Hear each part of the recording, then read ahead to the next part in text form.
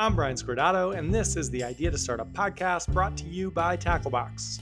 We accelerate ideas into real companies through the Tacklebox membership, and we think through startup strategy every Wednesday on the Idea to Startup podcast. You're here because you're thinking about an idea, or you're ready to launch something, or you already launched something and you're running full steam ahead. We're here to help with the counterintuitive stuff. On to it. Anxious people. Today, we're going to talk about my favorite way to approach a business. In fact, I'd argue it's the only viable way to approach a business these days. But first, let's talk about how we both feel right now, and gladiators. I've found that as I've gotten older, the goalposts for what make me nervous and anxious have started zipping around like they're on roller skates. For most of my life, I had a pretty good handle on what shook me. I avoided those things when I could, and I did my best to deal with them when I couldn't. But over the past few years, as my family and business and life have expanded, as the world has changed in all the ways it has, it all feels much harder to corral. I feel like a contestant on that old show American Gladiators that people my age used to watch when we stayed home from school and Price is Right was over. I'm weaving through an obstacle course while roided up guys in spandex leotards shoot tennis balls at me from a t-shirt cannon for some reason. About 6 weeks ago, the little guy had a seizure. He's fine now, but it was scary. We called 911 as it happened, and within 4 minutes, we later matched up the call log and our Ring camera, a police officer came careening down our driveway at a full sprint, leapt up our front steps in a single bound, and gently took my tiny son from my shaking arms.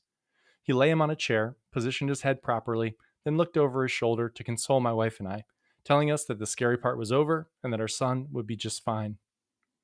Paramedics took over minutes later, and the next day, the three of us came home from the hospital more or less no worse for the wear.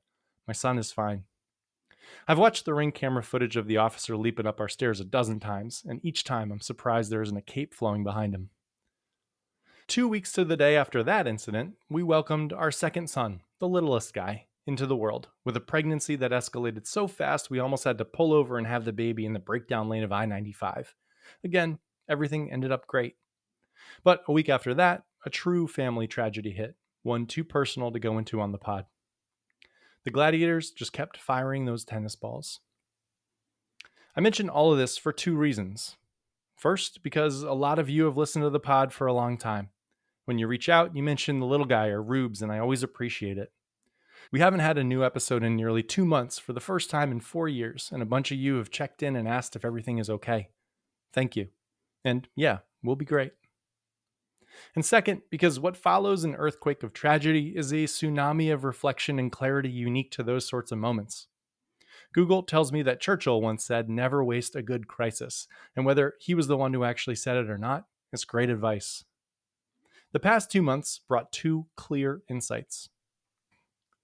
First, that the anxiety-inducing stuff isn't going to suddenly revert back to some version of normal that probably only existed in my head anyway. I can't buck against the anxiety or feel sorry for myself or spend all day wishing for the way things were. I've got to learn to dance with the anxiety, to get the most out of it, to thrive because of it. And second, that anxiety I'm feeling isn't specific to me. It's my job to meet with founders basically every day, and while my specific anxiety-inducing experience was unique, the anxiety I'm feeling isn't. People are stressed the hell out. I might see it disproportionately because the act of starting a business, for most people, is a reaction to anxiety. They're starting a business because something happened and they reflected on their life and they decided they wanted more, or just different. Anxiety can be a clarifying force. It can also directly impact how we work. As things calmed down a bit last week, I went to check my inbox after more or less ignoring any emails not from Tacklebox members for like 45 days, and it left me furious, insulted, outraged, and any other adjective Kramer's lawyer Jackie Childs from Seinfeld would have used. My email was full of garbage. Hundreds and hundreds of emails with people baselessly asking to come on the pod or sell me a service or ask me to invest. 99% of these emails were clearly written by AI, with a dumb little intro sentence followed by a horrendous segue into their ask. Here is an example. Hi, Brian. I really enjoyed the last episode of Idea to Startup, particularly how you broke down the 3 types of problems. Speaking of that, your listeners would love Steve Carmichael. He's an analyst at Capital One and would be perfect to come on your pod and talk about the recent dip in the European markets. Smooth as butter, Steve. AI has, overnight, made it exceedingly easy to be average at scale. To, with almost zero effort, waste thousands of hours of people's time with a strategy that'll never work. But that is not what I'm taking away from these emails. What I'm taking away is opportunity. Because hiding in that inbox full of total garbage was an email that stood out like it was written in size 120 font. The subject line felt different from the rest. There were no gimmicks, just a tight description of a problem I have at Tacklebox. The body was short, targeted, and specific. The sender clearly knew my business and offered to solve a problem I've been struggling with for years. He called out my specific blockers and guessed all the things I've tried to navigate them, then told me why they hadn't worked.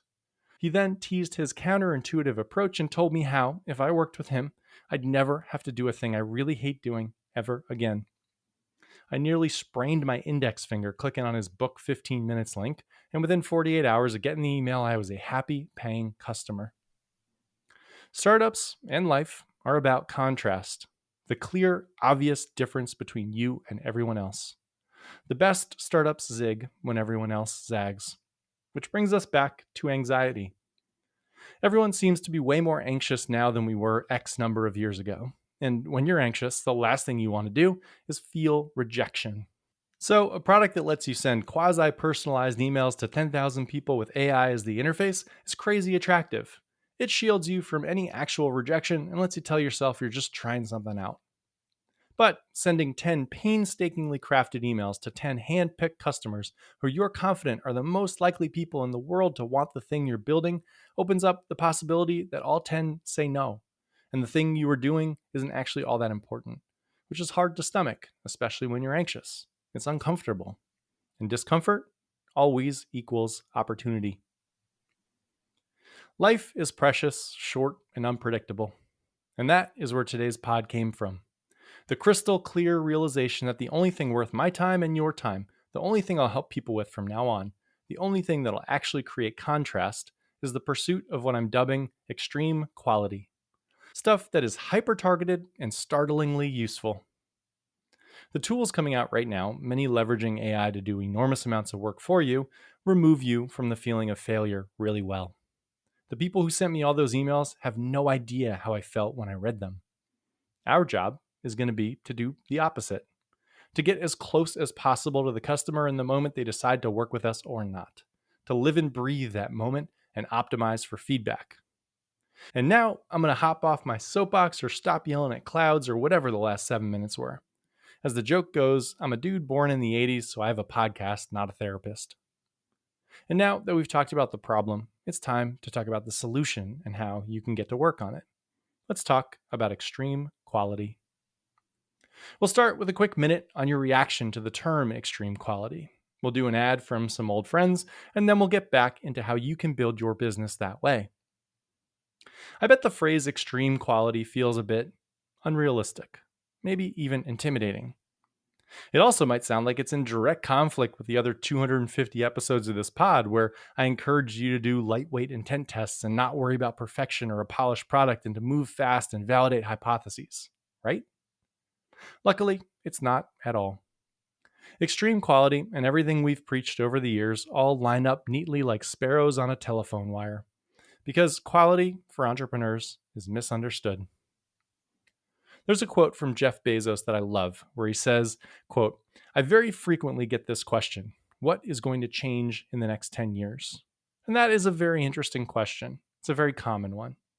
But I almost never get the question, what is not going to change in the next 10 years? And I submit to you that that second question is actually the more important of the two, because you can build a business strategy around the things that are stable in time. Knowing how to build and deliver stuff with high quality will never be devalued. People will always want it, and it's a skill that takes time and practice to learn. And it's hard, and it's uncomfortable.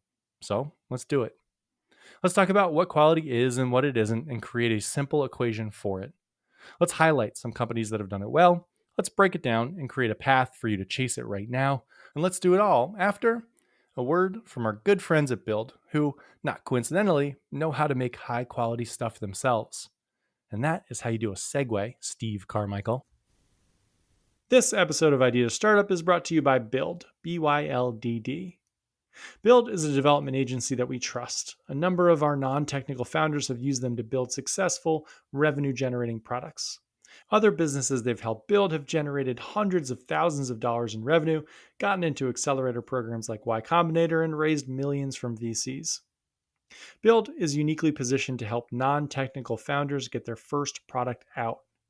Usually, this is a disaster for all the reasons you already know. Finding a CTO is hard and unlikely. Hiring a dev shop is a black box, and unless you're spending $200K or more, it's unlikely your project will be a priority. Hiring developers off of Upwork and managing them yourself is probably the least likely to work of the three. Or you can work with Byldd. For $10K and roughly a month's work, they'll get the first version of your product up and out. Reach out to Byldd at byldd.com, ask for Ayush, and say you came from Idea to Startup. In a month, you could have a revenue-generating product. Back to it. What quality is and what it isn't. The quality misunderstanding. To talk about extreme quality, we've got to start by defining it. This is harder than you might think, so we'll start by asking a question. When you think of really high-quality stuff, what comes to mind? I was curious about this, so I asked a bunch of our founders and got a smattering of the same types of answers. I heard about brands, Rolls-Royce, Bentley, Rolex, Chanel, Louis Vuitton. I heard about products, iPhone, Sub-Zero refrigerators. I heard about experiences, Four Seasons and the Ritz-Carlton. And I heard about individual product makers. For example, a craftsman in upstate New York who makes tables out of a single piece of cherry wood, or a glass artist who makes custom chandeliers. These answers show the quality misunderstanding. People conflate quality with the objective inputs of a product, or the status that product gives its customers.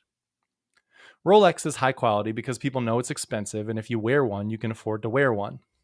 The Four Seasons is high quality because it's expensive, and you know it'll check all the boxes. Great location, food, room, and service. You pay to be seen walking in and out of the Four Seasons, and for people to know that you require the best of everything. Side note, we had a travel startup a while back started by travel agents that said they'd always send the most boring people to the Four Seasons because those people had no clue what they actually wanted in a vacation, aside from people to know that they were rich. These measures of quality are irrelevant for entrepreneurs. When we think of building a quality product, we shouldn't measure ourselves against Rolex or Apple. It makes no sense. We need a different rubric. The right way for early stage entrepreneurs to think about quality isn't in product terms at all, but in terms of potential. The quality equation for entrepreneurs. Quality potential for entrepreneurs is the gap between how a customer solves a problem now and how they'll solve it with our help. The distance between how bad things are and how good they can be. The quality potential is that spread. Our quality equation, then, is, not surprisingly, a close cousin to our happiness equation. If you remember, our happiness equation is happiness equals your reality minus your expectations. If your expectations are too high, it's likely you'll be miserable regardless of how good your life really is, because it's unlikely to measure up. The first and most important step to being happier is just lowering your expectations. The simplest way to define happiness is when you surprise yourself. Something is better than you expected, or you do something you didn't think you could. It's all about the spread. Our quality equation is similar. It is quality potential equals a customer's best case scenario minus their current reality. The only way to build a high quality product is to start by looking for the conditions that can support a high quality product. You can't grow a coconut tree in the Arctic, and you can't build a high quality product where there isn't quality potential. Here is an example. When I was drafting out this pod, I answered the same questions that I'd asked the Tacklebox founders. What do I think of when I think high quality? And I had the same answers, Rolex, Louis Vuitton, blah, blah, blah. Then I thought about it in terms of the products I'd use that helped me cover the most distance, that captured the most quality potential. And then there were two clear and obvious winners. We'll talk about the second one next week, but this week we'll talk about the first, the car guy. You might remember the car guy from a previous episode where we broke down his business. I'll link to it in the show notes. But recently, our family had to use him again. If you didn't listen to that episode, the car guy is a guy who helps you get a car. He helps you pick it, negotiates the price, helps you finance it, then delivers it. All you do is sign one piece of paper one time. We did this a year or so ago with my wife's car, and he wound up finding a typo in a lease ad for a car in Montana and getting a dealership in New Jersey to match it, saving us thousands of dollars. Well, we now have 2 kids and still have that 90-pound Bernedoodle Ruby, which means my Honda CRV is no longer cutting it. And since we take Rubes everywhere and the Queen needs her space, we needed a third row. So we reached out to the car guy to figure out what car to buy. He sent along his standard intake form that asks a bunch of questions about exactly how we'll use the car and exactly how we live our lives. Specifics about our weekday routines, where we go on weekends, the car seat brand we use, and the stroller model, and the pack and play we tote to my parents' house when we stay overnight with the kids. He asked when we had groceries and if any kids played hockey and if we skied. He asked for the exact locations of everywhere we'd gone in the past 4 months, and his tool then spit out a giant Google map overlaid with charging stations and trip durations. After we finished, we had a short call. I'd assumed we were in line for a massive car, a Tahoe or a Suburban or something like that, but he quickly ruled those out. They were expensive first, but they were also, apparently, awful in snow. It surprised me when he said it, since they're four-wheel drive, but the car guy explained that since they are built on pickup truck chassis, their four-wheel drive was meant for towing heavy stuff, not driving 45 miles per hour with a family on an icy road. We'd be much safer on something built on an all-wheel drive car chassis, he said. A hybrid would save us X amount of money based on our driving patterns. We needed Y square footage based on our average pack size, and after reviewing everything along with his internal rankings, there was only one answer: the Toyota Grand Highlander. I hadn't even heard of this car, but it was clear it was the right one. Plus, it came in a Carolina blue-ish, so I was sold. Now, he told us he'd reach out to all his contacts at dealers and pit them against each other to get the best deal.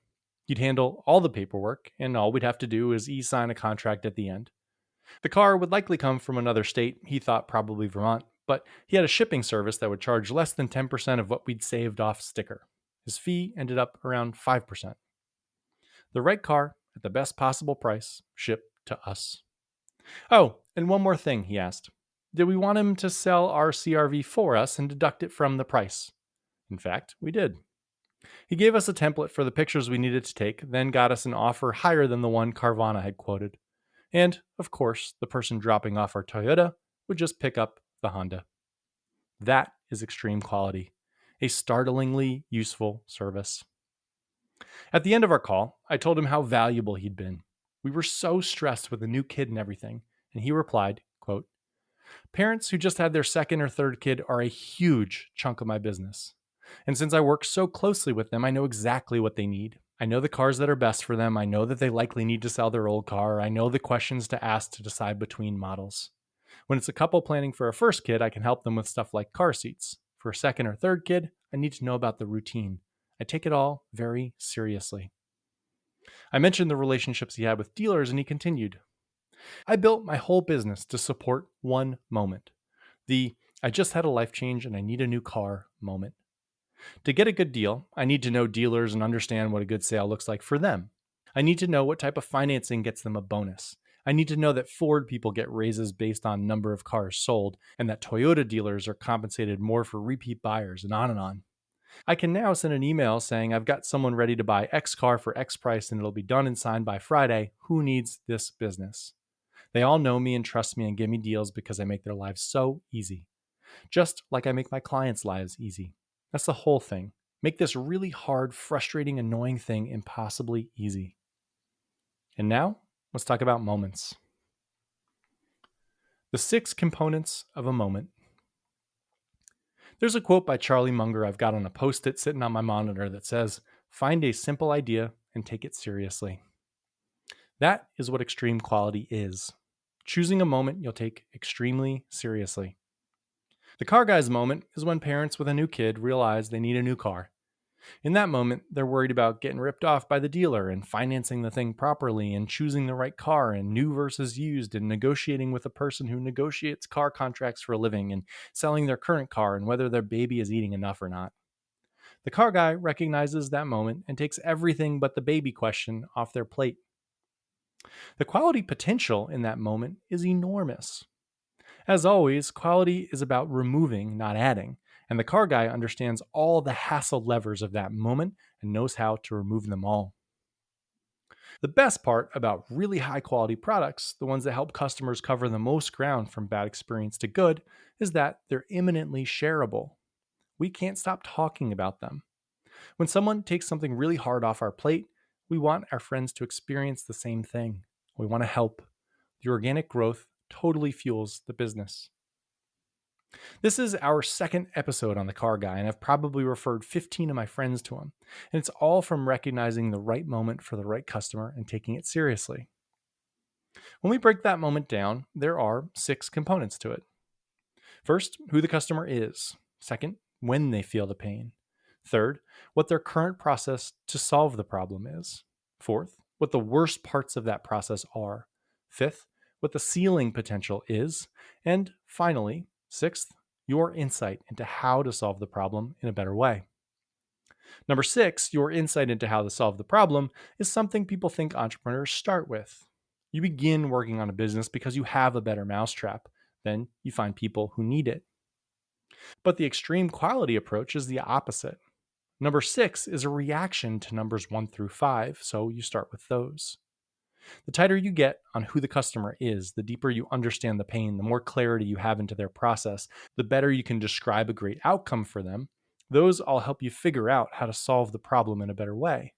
That is what we call at Tacklebox earned wisdom. This means that early on, you need your product to be a feedback machine that acts to narrow in on the first 5 components. That is why concierge MVPs work so well. They're built around interacting with your customer and watching them solve the problem live. The car guy built out the infrastructure for his business, the relationships with the dealers and deep understanding of their incentives, the intake forms, the document signing process, the car transport, all of it after working in a concierge way with customers. Which brings us back to AI and anxiety and zigging and zagging. The approach most startups are taking is, I have the concept for this thing that I think people want. Let me email 10,000 people and see who wants it. Let me stay as far as possible away from the people who might tell me something I don't want to hear. If no one responds, I can just say it was a test and move on with my life. The extreme quality approach is to flip that funnel upside down, to spend time in the weeds finding a customer with a ton of quality potential, zooming into the moment where they feel the pain, then figuring out the infrastructure that supports that moment, the product, as you work with them. Anxiety makes us misunderstand ambition. Entrepreneurs think ambition is potential for scale and fundraising and growth, but ambition is focus. Choosing a moment that really, really matters, a moment that's complex, and helping customers make a leap. Immersing yourself in that moment so that you understand the texture of it. Then, once you build a system that supports the moment, you can scale it however you like, but that comes later. Too many entrepreneurs focus on the floor, the least good thing they think people will get value from at scale. Extreme quality is about focusing on the ceiling, the thing that creates the biggest gap, the largest before and after for a customer that needs it. Raise the ceiling. Don't worry about the floor. A clarification in the end. A quick clarification on the distance you can help a customer travel. I do not mean net distance. So don't say, this person that doesn't know they need a new car should really have one. Let me educate them on why they need a car, then sell them a car, and that'll be more distance covered. I mean to find customers with the biggest distance between bad and good for a process they had to do anyway. I had to buy a car. The process without the car guy would have been miserable, but I would have figured it out. He didn't have to convince me to buy a car. I was already out buying an iced coffee, as we say. I also don't mean to find a customer that can't afford a car and try to figure out how to help them get one. That's not it either.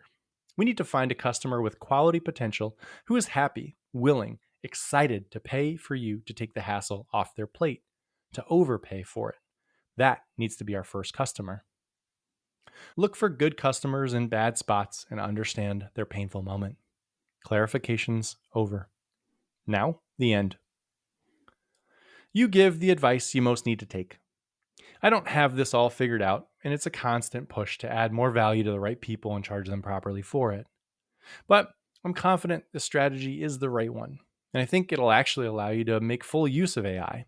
Because while it might seem like I'm trashing AI, I'm only trashing it when it's used for the crappy strategy of spray and pray. It makes that too easy, and I wish it didn't. But if I were helping the car guy automate his process, there are a ton of places to leverage AI to make his specific customers' lives better, to use it as a feedback tool to make better suggestions or to get better financing, and on and on and on. He's built the infrastructure for the moment he chose, and now he can leverage AI to scale it. AI isn't the problem. Avoiding discomfort is. We're all anxious, and that is not going to change. The way to embrace it is to recognize what anxiety encourages you to do and then do the opposite. To get closer to your potential customers and embrace their feedback, even if it's negative, because it'll push you towards something worth building. To keep pushing to build stuff that actually matters. And thanks again to everyone who reached out. It meant a lot. It's good to be back.